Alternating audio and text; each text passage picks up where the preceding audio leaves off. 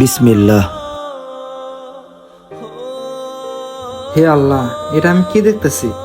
লোকটা শুধু 10 টাকার ভাত নিয়ে এসে সেটার ভিতরে পানি দিয়ে কাঁচামরিচ দিয়ে খাইতেছে, আর আমরা কত খাবারই না অপচয় করে থাকি।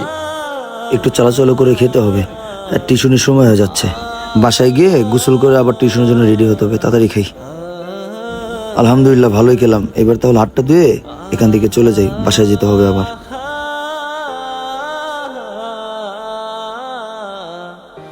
মহান আল্লাহ তাআলার কাছে হাজারো শুকরিয়া, 2 বেলা হলেও 2 মুঠো ভাত খেতে পারি।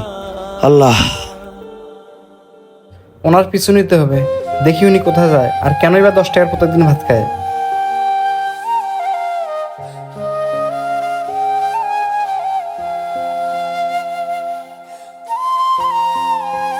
ভাই তো মনে হয় এই বাড়িতে ঢুকলো। আমি কি ভিতরে যাব? না, আমি এখানে দাঁড়াই, দেখি কেউ বের হয় কিনা। যদি কেউ বের হয় তাকে জিজ্ঞেস করবো নি।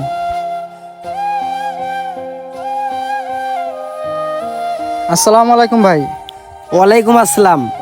আপনাকে তো ভাই চিনলাম না, কিছু বলবেন? আসলে ভাই হয়েছে কি, এই যে একটু আগে যে একটা ছেলে এগিয়ে দিয়ে ঢুকলো, ওনাকে কি আপনি চেনেন? ও, ওই যে একটু আগে? জি ভাই, একটু আগে, ওই যে মাথায় একটু চুল বড় বড় করে। ও আচ্ছা, আপনি তাহলে রাজ ভাইয়ের কথা